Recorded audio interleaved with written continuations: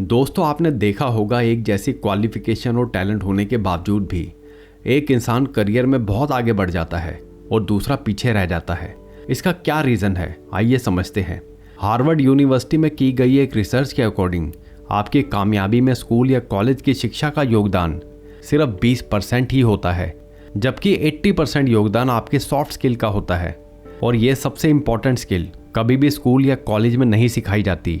इसलिए कहा जाता है डिग्री या टेक्निकल स्किल के दम पर आप एक जॉब तो हासिल कर सकते हो, लेकिन आप अपने करियर में आगे चलकर कितने कामयाब हो सकते हो ये बहुत हद तक आपकी सॉफ्ट स्किल पर डिपेंड करता है। आइए सॉफ्ट स्किल को समझने से पहले ये समझते हैं कि ये हार्ड स्किल क्या होती है।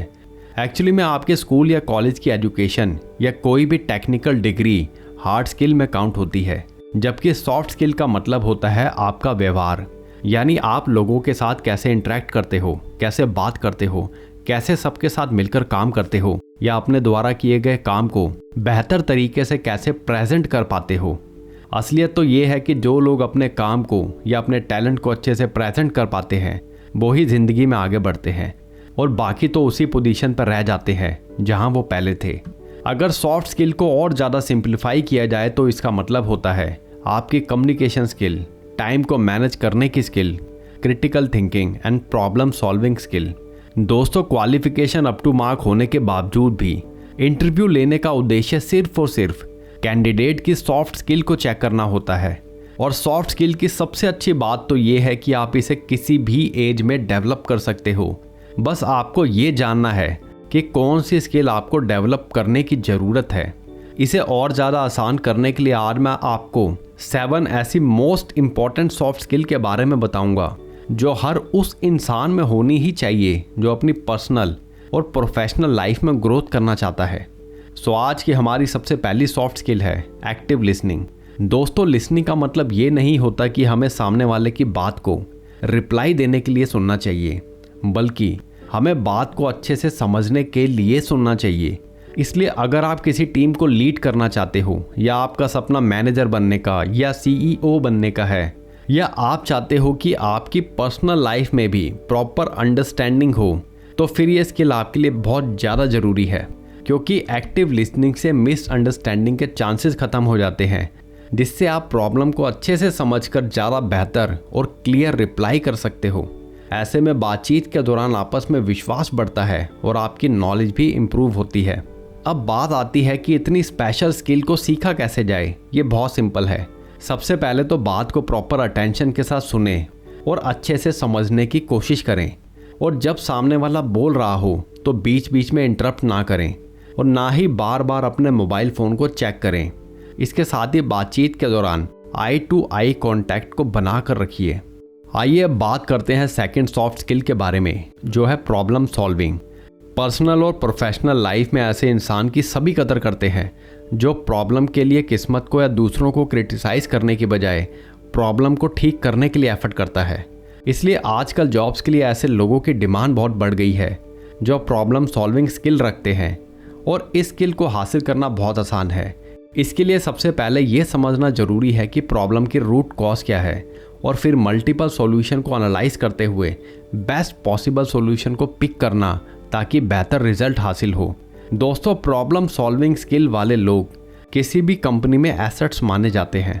चलिए अब मैं आपको बताता हूँ अगली सॉफ्ट स्किल के बारे में, जो है टाइम मैनेजमेंट।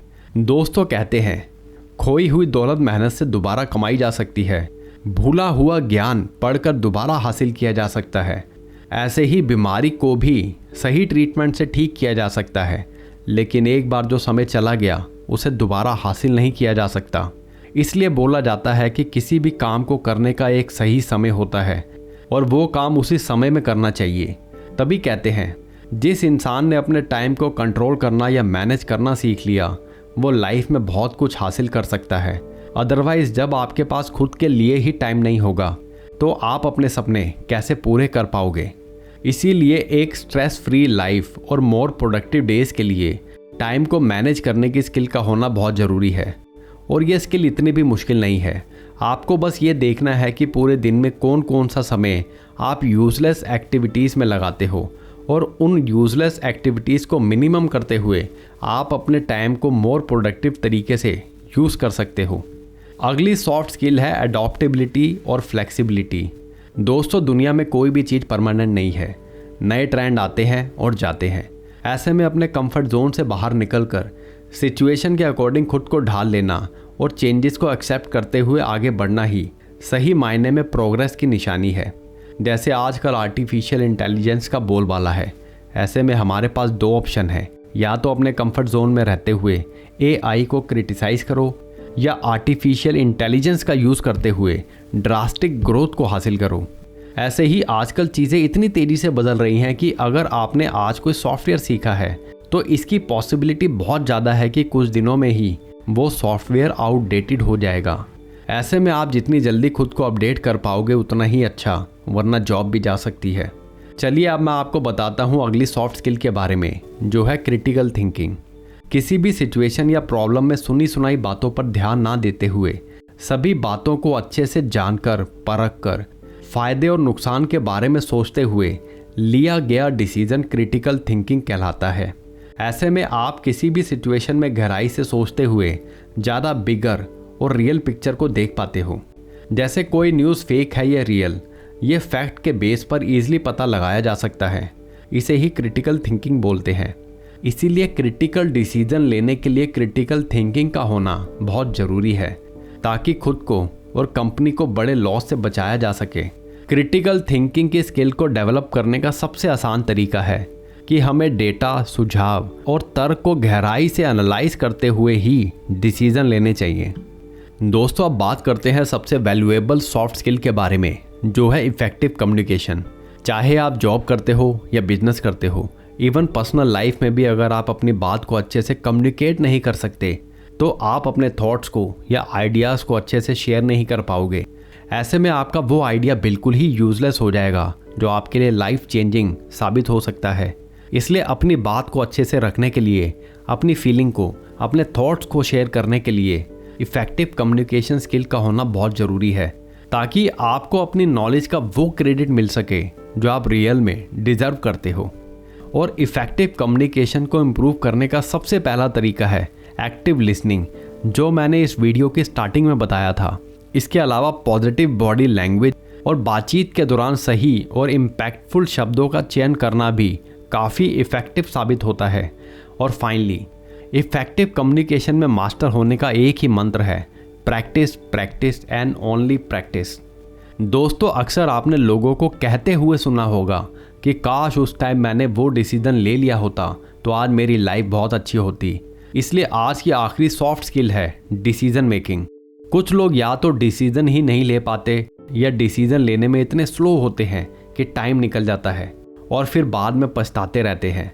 ऐसे में आजकल के फास्ट और कंपटीशन के समय में कंपनीज उन लोगों को प्रेफर करती हैं जो डिसीजन लेने में फास्ट होते हैं।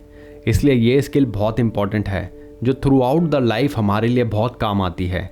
सो हमारी सॉफ्ट स्किल की बकेट में इस स्किल का होना बहुत ज़रूरी है। तो दोस्तों, आज की वीडियो यहीं कंप्लीट होती है। आज मैंने आपको 7 ऐसी सॉफ्ट स्किल के बारे में बताया जिनका यूज़ करने से किसी की भी ज़िंदगी बदल सकती है। चलिए अब जल्दी ही मिलते हैं अगली वीडियो में। Till then take care and thank you.